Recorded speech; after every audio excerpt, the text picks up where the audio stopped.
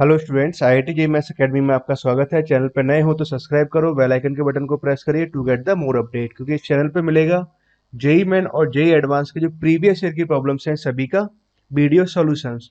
और स्टूडेंट्स, आपको किसी भी चैप्टर का प्रॉब्लम आपको सर्च करना है तो कैसे सर्च करोगे? आप यूट्यूब पे जाइए और सर्च करिए कि जिस जिस चैप्टर का प्रॉब्लम आपको सर्च करना है उस चैप्टर का पहले आप नाम लिखो। ठीक है। जेईई मेन का प्रॉब्लम है तो आप जेईई मेन लिखिए, जेईई एडवांस का प्रॉब्लम है तो आप जेईई एडवांस लिखिए। ठीक।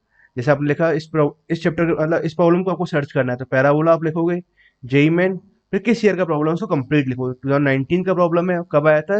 9 जनवरी शिफ्ट 1 में, है ना। जैसे इस प्रॉब्लम के बारे में बात करें, जेई मेन 2019 12 जनवरी शिफ्ट 1 का प्रॉब्लम है ना। और लास्ट में आपको लिखना बाई आर एस, सर ये लिखना कंपलसरी है, तभी आप प्रॉब्लम को प्रॉपरली सर्च कर पाओगे। Okay students, well video continue करते हैं। इस वीडियो में डिस्कस कर रहे हैं चैप्टर पैराबोला का प्रॉब्लम, और ये जो प्रॉब्लम आप देख रहे हो ये प्रॉब्लम जेईई में 2019 में 12 जनवरी को शिफ्ट 1 में आया हुआ प्रॉब्लम है। प्रॉब्लम है क्या? The maximum area in square unit ना of a rectangle having its base on the x axis, और जो उसका बेस है वो कहाँ पर है? एक्स एक्सिस पर है। And it's other two vertices on the parabola, है ना, और इसके जो अदर टू वर्टिसेस हैं वो कहाँ पर है? इस पैराबोला पर लाई कर रहे हैं ना। y minus of y is equal to 12 minus x square इस पैराबोला पर, सच दैट कि rectangle lies inside the parabola, और जो रेक्टेंगल है वो कहाँ पर है? पैराबोला के अंदर है। ठीक। तो maximum area we have to find of the maximum area of the rectangle we have to find. Clear student? तो सॉल्व कैसे करना है? प्रॉब्लम आपको समझ आई गया? तो सॉल्व करने का आप तरीका भी समझो। तो सॉल्व करने का तरीका ये है कि पहले आप इसका रफ डायग्राम बनाओ। तो y इज इक्वल टू क्या गिवन है? 12 माइनस ऑफ एक्स स्क्वायर। तो इसका जब आप डायग्राम बनाओगे तो एक्स स्क्वायर का ग्राफ तो कुछ ऐसे होता है, माइनस एक्स स्क्वायर कुछ ऐसे रहेगा, और 12 पर शिफ्ट हो गया है। तो आपने क्या किया? y इज इक्वल टू 12 का एक लाइन ऐसे ड्रॉ किया, और इस पे आपने एक्स स्क्वायर का ग्राफ ऐसे बना दिया।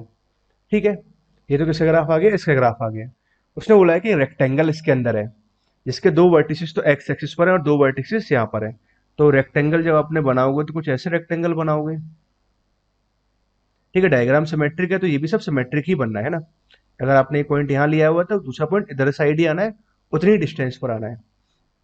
नाउ अब आप पॉइंट समझो कि दो वर्टेक्स तो हमने यहाँ ले लिए, दो वर्टेक्स यहाँ पर आ गए।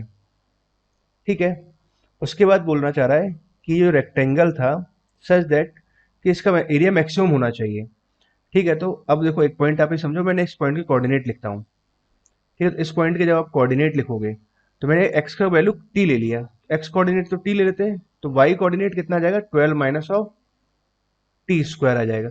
मतलब इतनी जो लेंथ है वो तो टी आ गया, इतनी जो हाइट है वो कितना आ गया? 12 माइनस ऑफ टी स्क्वायर आया। ठीक है। अब आपको एरिया लिखना है, तो एरिया अगर मुझे लिखना होगा तो हम एक काम करते हैं, इधर वाले पार्ट का एरिया निकाल देते हैं, इधर सिमेट्रिक रहना है तो उसका 2 टाइम्स हो जाएगा। तो एरिया कितना आ जाएगा? 2 इंटू बेस इंटू हाइट आप लगा दोगे तो टी इंटू आपने क्या लिखा? 12 माइनस ऑफ टी स्क्वायर। ठीक है। यहां तक पॉइंट क्लियर है हमें?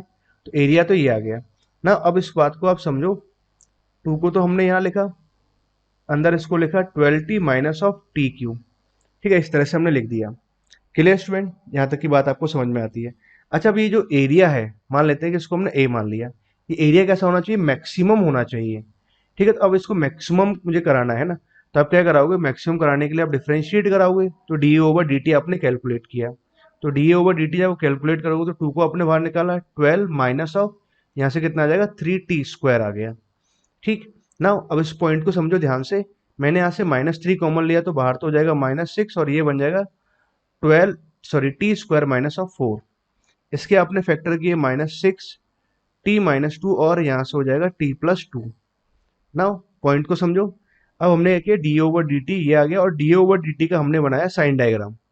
तो -2 यहाँ आ रहा है, प्लस का 2 हमने यहाँ लिखा, और बाहर क्या आ रहा है? माइनस साइन आ रहा है, तो माइनस से स्टार्ट किया, फिर प्लस और फिर माइनस, ऐसे कुछ आपने किया ना।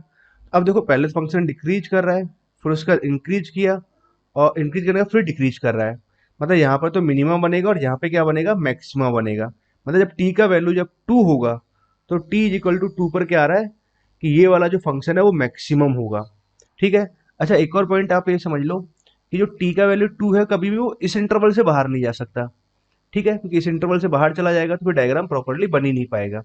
तो अगर इस वाले पॉइंट के मुझे कोऑर्डिनेट अगर समझने हैं तो एक्स एक्सिस पे क्या होगा? वाई बराबर 0 होगा, तो वाई बराबर तो 0 आपने पुट कर दिया। एक्स कोऑर्डिनेट कितना आ गया, अंडर रूट ऑफ 12 आ गया, मतलब वो तो 3 पॉइंट समथिंग से ज्यादा आ रहा है ना, इससे ज्यादा आ रहा है, मतलब अंडर रूट ऑफ 12। ठीक है, टी का वैल्यू 2 इधर ही साइड रहा, तो मतलब टी इज इक्वल टू 2 पर क्या आएगा, इसका मैक्सिमम वैल्यू आएगा। ठीक है, तो अब क्या है, मुझे एरिया फाइंड आउट करना है, तो ए मैक्स मुझे निकालना है। तो जो ए मैक्स होगा वो कहां पर आ रहा है, टी इज इक्वल टू 2 पर आ रहा है। ठीक है, ए मैक्स आया टी इज इक्वल टू 2 पर, तो टी इज इक्वल टू 2 हमने यहाँ पुट कर दिया। ठीक है, तो यहाँ जब पुट कराओगे तो 2 तो यहाँ लिखा हुआ है ही, तो टी इज इक्वल टू 2 आपने जब पुट कराओगे तो 12 इंटू 2 कितना हो जाएगा, 24। 2 जब आपने यहाँ पुट कराया तो 8 बने, तो ठीक है 2 क्यूब 8 हो जाएगा, और यहाँ से जब आपने सिंप्लीफाई किया 2 और इसको सिंप्लीफाई कराएंगे 16, मल्टीप्लाई किया 32, ये आंसर आ रहा है। अकॉर्डिंग दैट कौन सा ऑप्शन करेक्ट हो रहा है, option C is correct option. Clear students, I hope आपको ये प्रॉब्लम अच्छे से समझ आया होगा। जिस कुछ स्टूडेंट्स ऐसे हो सकते हैं जिनको ये वाला पार्ट थोड़ा अजीब लग रहा होगा, जिनको ये समझ नहीं आया होगा, जिनको अगर ये दिक्कत है तो कैलकुलस की हेल्प लें और कैलकुलस में जाके मैक्सिमम मिनिमम वाला पार्ट सीखें। ठीक है, मैक्सिमम मिनिमा निकालने का जो फर्स्ट ऑर्डर मेथड होता है, फर्स्ट ऑर्डर डेरिवेटिव जो टेस्ट होता है, मतलब फर्स्ट मेथड जो होता है उसको आप सीखो। ठीक है, और देन आप इस प्रॉब्लम को और अच्छे से कर पाओगे। Okay students, thank you.